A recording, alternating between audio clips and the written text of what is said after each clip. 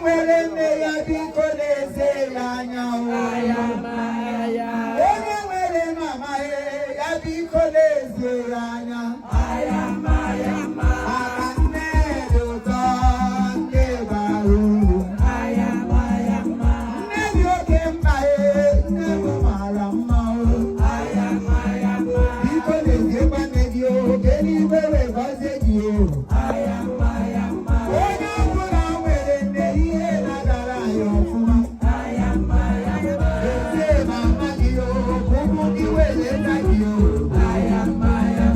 onye ọbụla letara eluigwe ga-eleta ya Palazo nne m tụlọtaba amara m egwe ezi ife na anyị Chineke bụ elu elu ọgwa nne mụrụ fada ọgwa nne mụrụ arị nne mụrụ Palazo ekele ube mma arịke nwanne m gbanụ onye mụrụ gị n'eze hope niile ọkwa nne mụrụ anyị n'ezie ma ama gị ka nne wegọọra gị ọgbọ mma ọbara anyị gbanụ onye mụrụ ya Chief Igbo gbanụ onye mụrụ m abụ nne mụrụ m ezi nne bụ ebube Madambaka gbanụ onye mụrụ ya Madambaka Adam nne mụrụ ihe nwere ịpụta ọbụ mama mere Chukwu kere ụwa ya biko gọziere m nne onye isi nze homo gbanụ onye mụrụ gị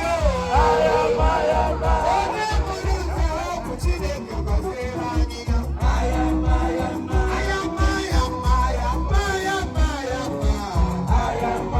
ayamma ayamma ọ ga-adịrị anyị mma ayamma ayamma eze bụ nne ayamma ayamma ezi nne bụ nne ayamma ịga-akpa aka na ịwa amụsụ Chineke aka n'ọdịrị isi ayeyeyeye ọ na-agakwa taa bụ ụbọchị ọmụ ọ bụ ya ka ọ wụ ya we don't just gather like this every time mana mgbe ọbụla anyị gbakọrọ taa a na-enwerịrị reason and our reason for coming is for good Nze home ihe anyị bara ihe a wụ mgbe anyị na-abata we're coming in Izelikali we na water the English we didn't just drove in we drove hey no make a pass we come back all of us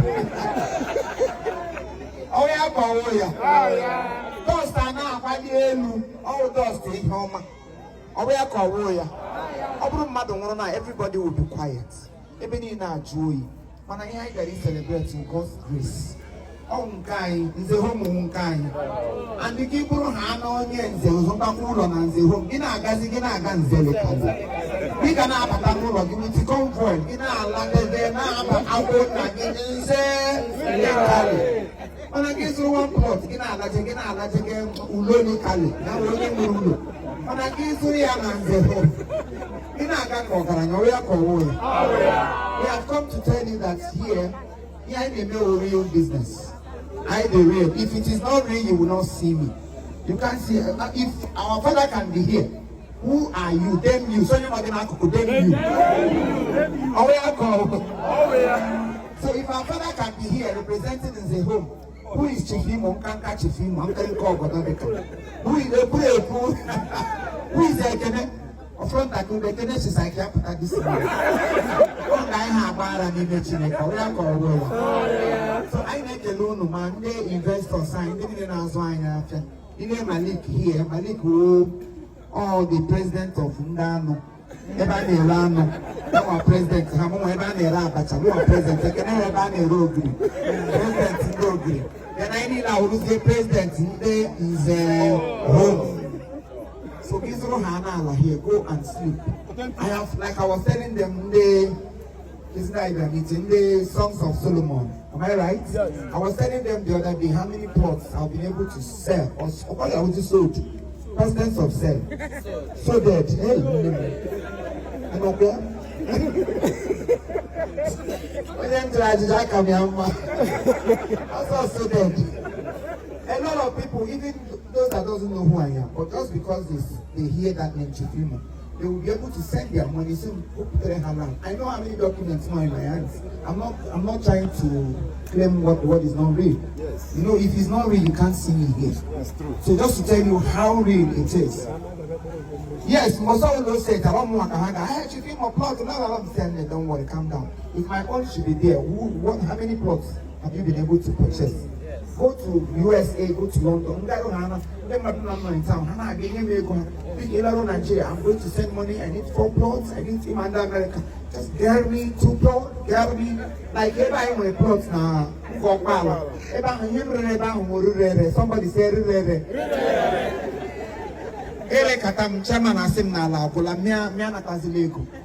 are you getting my point? Just to tell you how real. And when you are real, you see real things will be coming to you. It is real. You see people come. All of us not into entertainment. And then I will go and trust on their hands. Most of them are just on social media.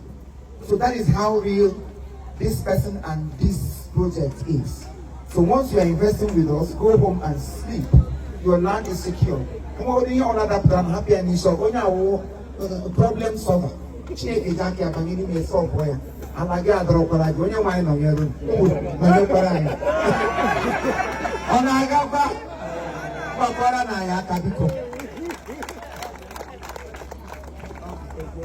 Our sister here, my sister here, she will be there.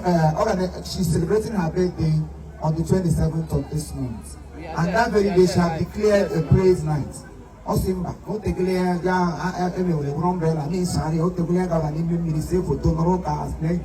but this year she wants to everybody to come and praise God for her. Otherwise, the man look at the and the girl will raise your page. Our